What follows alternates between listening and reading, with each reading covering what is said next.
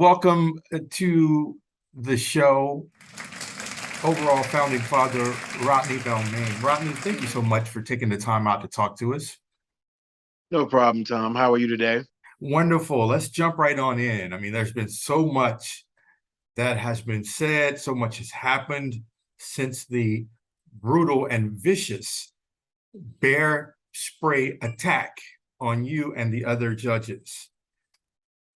Take us to that moment and tell us what it was like when you were attacked with the spray. Um, it was surprising. It was surprising.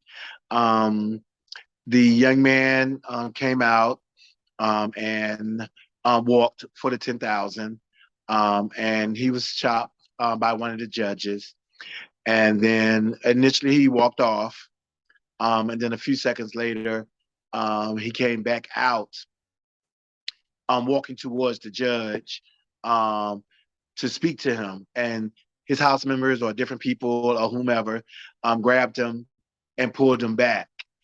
And then another contestant came out, and he walked and he got tens. Well, let me stop you So for just a moment, Rodney. Who do you know who chopped the individual in question that led to all this? yes, Tap Margela. Okay. So did it appear as though the attack was initially directed toward Tap, or was it just the whole entire panel? Well, if it was going to be geared towards him, they would have like maybe Only came sprayed him. towards him to do it, Well, right? But and the only reason I asked that question is because it seemed like it started on the end where Tap was sitting and then kind of moved down the panel. So I didn't know if right. that was by strategic thing, or it just so happened that he was on the side where the guy started. Right, I guess it was on the side that they got started because Kelly wasn't judging; she was just filming. Lola was judging for Gorgeous Gucci, so they both were sitting there, and it started from Kelly to Lola to me to Tap, on down the panel to the rest of the judges. Okay.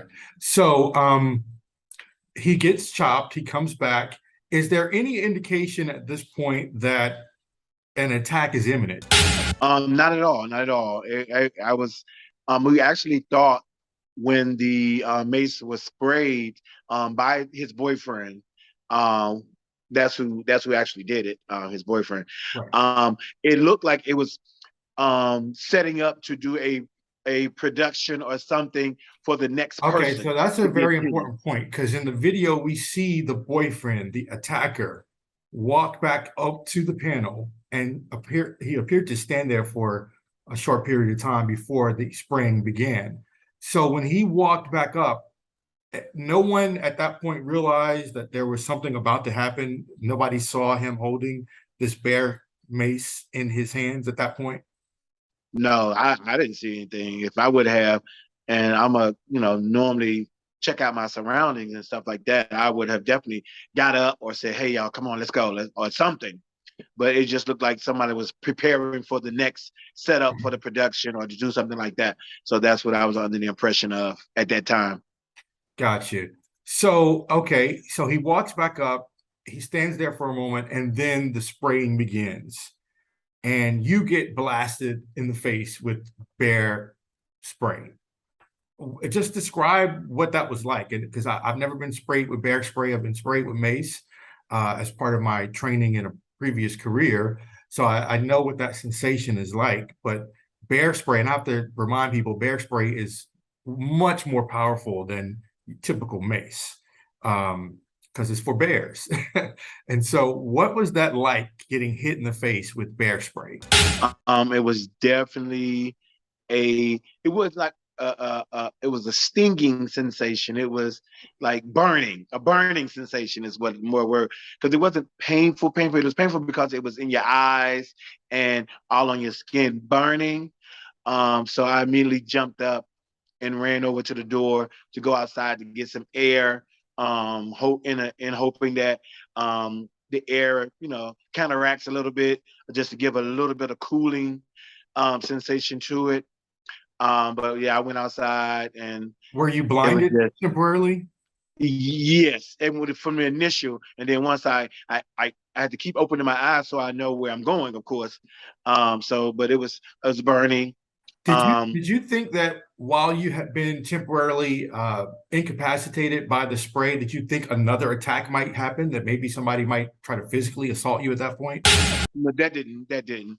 I still, while you're getting mazed or while you're doing whatever, you're still gonna have your senses together to, defend yourself in any kind of way. So Okay. I still would like keep So opening and there was closing my there was no eyes. fear that something else might be coming behind the mace spray, the bear spray.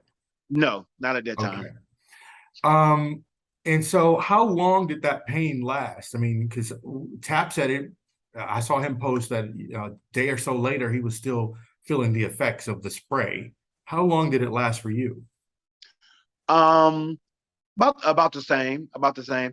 I actually I went outside, and then my members brought me some water, which they say don't use. But at that time, if you're burning, you're in pain, water is the first thing that comes to mind as far as a burn or anything of that nature. So I still put the water on. That was able to give me a little bit of normalcy. And while I walked to the car, and then we went to the gas station and we got some milk because they always say milk is the best thing for that. We got the milk, and then I went back to my room, which was down the street, so didn't have to go far, and just started a whole milk facial. Just kept pouring it, pouring it, pouring it, poured it in the sink, poured the whole gallon in the sink, and just kept flushing my face for at least about 30, 45 minutes. Did my arms and everything. And it seems to be working for a little while. And then I tried to lay down. Maybe about 30 minutes later, the pain revved up again. And so I did the same process all over again, knowing I had to get out of there because I still had to catch a flight in a few hours. So I know if I can't see, I can't get on a flight. I can't do this. So I did that. But let me just back up for a moment because you had to fly home shortly after this happened. I mean, that plane ride must have been agonizing for you. It was. I had a cloth, and I wet the cloth just to keep dapping my eyes the entire time, just for moisture.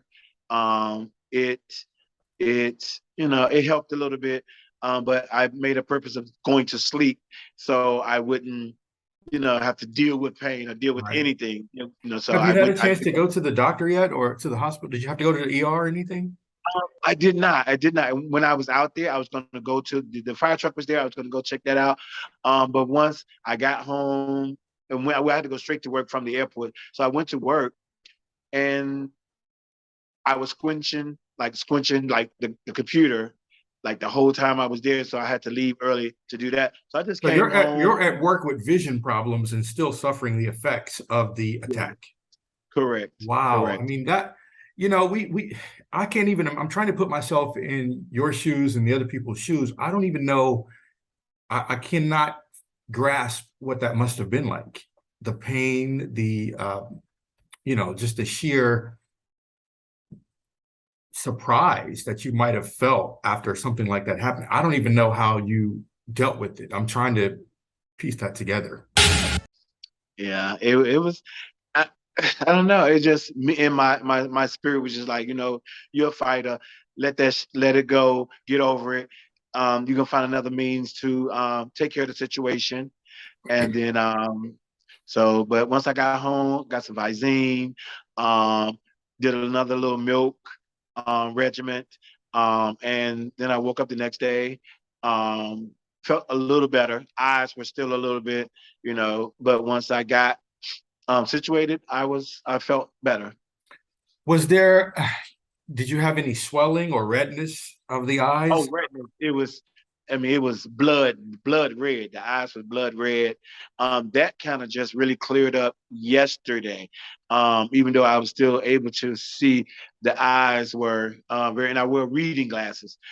So um, it helped a little bit.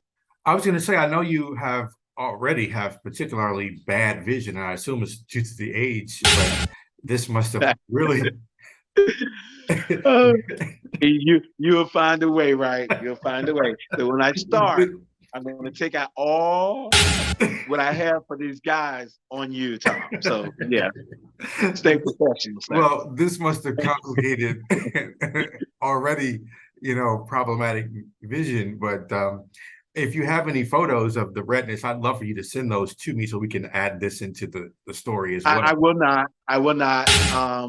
I'm a popular person, a very, very popular person in ballroom, and they will not have any extra memes of me. So no pictures will be going out. But thank you though. Okay. All right. So we're a few days removed from the incident. Have you been able to process yet what happened? Can you even believe that this, because we've seen a lot of stuff happen in ballroom. I mean, we've seen a lot of knockdown, drag out, brawls, fights, attacks. I don't think I've ever seen anything quite like this before in ballroom. So has it actually hit you yet? You've been able to process what you endured on this occasion? It was a two-way thing. One is like, okay, another incident at a ball. Okay, yeah, there'll be another one. And then one was like, wow, that was just blatant like disrespect to everyone, to the judges, just to the venue, to the promoter, to everyone, and that was my thing. And it was just like, you know what? Hopefully justice gets served. I know people always, they bring up other incidents, they bring up other stuff where people let stuff go or let this go, but those individuals wasn't the people that was involved in it. But now these individuals that are involved in it, we are seeking justice. Yeah, have you that's another issue I do want to talk about, what you guys are doing to pursue justice, but have you had any communication with the suspect who did this act? Has he reached out to apologize or make any offer of an explanation? No, not at all. Has anyone from that house, the house, I understand he was a member of the House of Delcourt. Has anyone from Delcourt reached out to you to apologize or say anything? Javon and I, we speak frequently. He definitely reached out, um, and was very apologetic, sympathetic to the matter. I saw Mona; she made a post on behalf of the house and things of that nature. So the Delcourts are handling the situation, how they see fit internally, to try to smooth it down a little bit. But individuals, they'll handle it their own way as well. Well, Whether it's let's talk about that. Has Javon removed the culprits from the house of Delcourt? yes, he had definitely made a post and said they have been removed from the Both of house. them have been removed.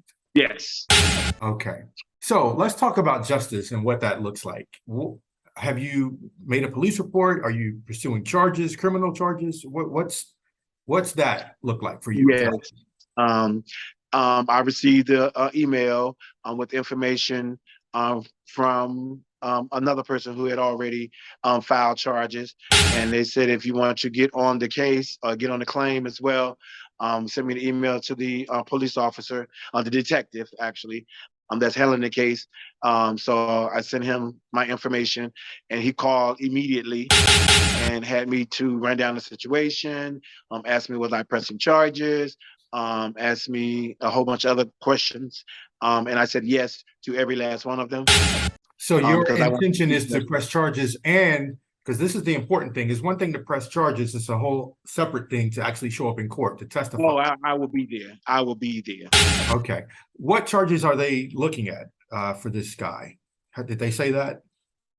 No, they did not say it, but I pretty much know about different stuff.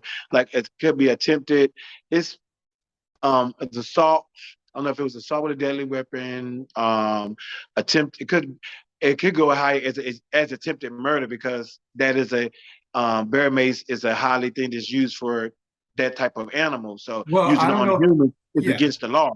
So I Right. don't know how the wording would be. Right, That. It's a serious crime to say the least, but I don't know if people are aware, and I'm sure you probably know this, but when the crazed maniac Trump supporters attacked the Capitol, bear mace is what they used to spray the police officers on January 6th. And you might recall one of those officers died as a result of that being sprayed with that chemical. So it is a very serious thing. And that's why I say people think it's just mace. It's not just mace. Bear mace is a whole other thing when you're talking about spraying a human with it. It's way more potent, many times more potent than your typical mace. But you're pursuing it, and the other victims are pursuing this as well. Correct. What do you want to see happen to this guy? I mean, I know there are people that are quote unquote looking for him on the street. There's your street justice, and then there's the legal system. What do you want to? Which one do you want to see get him first? I'm going to be honest. In my mindset when that happened, street justice was the good answer for me. But you want to pursue the case criminally now. Correct. If that has to be the end result, yes. Right. Well, I'll let you know. I have been in communication with the bear spraying suspect. I actually reached out to him right after it occurred, asking him if he wanted to do an interview. And initially he told me yes. On multiple times he said yes. And then he got back to me and said, well, I need to talk to my lawyer because I hear people are talking about filing a case and blah, blah, blah. And he said he owns a business and he didn't want anything he said to negatively impact his business. Then he got back to me yesterday and finally said he had decided not to do an interview after all. So, because one of the things I wanted to ask him was why? What was the reason for doing that? And I guess we'll never know because he declined to move forward with the interview. But I mean, is there anything that can justify what he did in your mind? Do you think there's any reason or justification at all? No. Everyone knows, everyone who's involved in ballroom know that when you walk a competition, there's a slight chance that you may get chopped by a judge. If you're not tough enough to do that, then you shouldn't be walking balls. That goes from star, statement, icon, legend, pioneer. If you're not strong enough to still withstand what's going on at this time in present time, then you shouldn't be on the floor. You shouldn't be walking. There's always a chance. Mm-hmm. What do you think about what this means for ballroom as a whole in terms of how people are looking at the community? Because, you know, ballroom is mainstream. It's around the world now, and there's a lot of eyes on ballroom. And I've heard people say this has set the community back a lot. How do you see this impacting ballroom overall? To be honest, Tom, I think it's just going to be talked about until the next ball. And you're gonna have a little variations. You're gonna have people wearing shields. I even made a post, a joke with Marcus, and said, now with the tables have to come a carton of milk, just in case. And we both laughed. But it's little things like that we all joke about different things, but it was a serious matter. Being affected by it definitely changed my thought process on certain people and how they perceive things and how things supposed to go, and the fun and the seriousness of the ball itself. So I just got to be more mindful and be more aware of my surroundings and the people that I associate with and call friends and family as well. Yeah, I have to tell you, it really has given me pause. I mean, I felt like I was just getting back into the scene and going out again, going back to balls. And now I feel like I just want to dial all that back because I just, I have too much to lose. And I think a lot of these people that engage in this kind of behavior, they just don't have anything to lose. And so they just do whatever. But, when you live your life with a purpose and you know that you have things that you can lose, like your freedom being one of them, or your life, then you have to reevaluate what kind of environment you want to put yourself in. At least that's how I feel about it. Exactly. And that's unfortunate, that's unfortunate because that means you have to limit things that you can do that you might enjoy that just might not be good for you anymore. There was another scandal that happened shortly after the bear spraying incident that I do want to touch on. But if you could say something to the guy who did this, I don't know what his real name is. I think it's Frederick or something. But the alleged suspect in this case, if you could say anything to him right now, what would you say? To be honest, to be a straight honest with you, Tom, I have nothing to say to him. I don't ever want to see him again. If I do, my mind might click. So I don't want to say anything to jeopardize my case. I don't want to do anything to salvage anything that I got going on with the justice system because my mental is different now. Mm-hmm. By the way, and speaking of the case, has the East Point Police Department actually sworn out warrants for him yet, or is it still in the investigative stage? I think that he's still waiting on a few more people to submit their claims and get their case numbers and everything, and then the warrants and everything will go out. Okay. And do they know where he is at this time? Does he live in Atlanta? Because I was told he lives there now. That part I do not know. Okay. What about, him coming to a ball again? I mean, ballroom is welcoming and it's open to the public. Would it be wise for him to show up at another ball in the future? Not right now. Do you think at some point he will be welcomed back to the community? Well, if ballroom is supposed to be a safe haven and welcome environment for all, I'm sure. Would you welcome him back at some point? No, I'm an individual in the ballroom scene. The community itself, if the host of the venue, you can't tell people who not to let in their balls. You cannot tell people what not to do for the event, period. So if they allow him in there, but then if something happens because of the reason that they let him in, then we have to take that as what it is as well. Well, let me ask it this way. Would you or your house attend a ball where he was allowed to be present? We wouldn't know he would be allowed until we get there. Okay. Well, I guess you could ask the promoter ahead of time, hey, is this somebody that you would allow into your function? Yeah, I would ask the promoter, but then they'll say, "Oh no, we're not allowing him." And then they'll take our table money, they'll take all our $40, $50, our in and out money, everything else, and then we'll see the individual in the bar. And at that point, it's too late. Let me move on to this last topic before we wrap up here. The host of the ball, Fred, former member of the House of Delcor, he's now left. He gave his own statement via live on Facebook and talked about this whole incident. And apparently there was a rumor that I don't know where this came from, but there was a rumor that he might have been involved with the incident to get the ball shut down. And I don't necessarily believe that's the case, but what are your thoughts on that rumor and his response to that?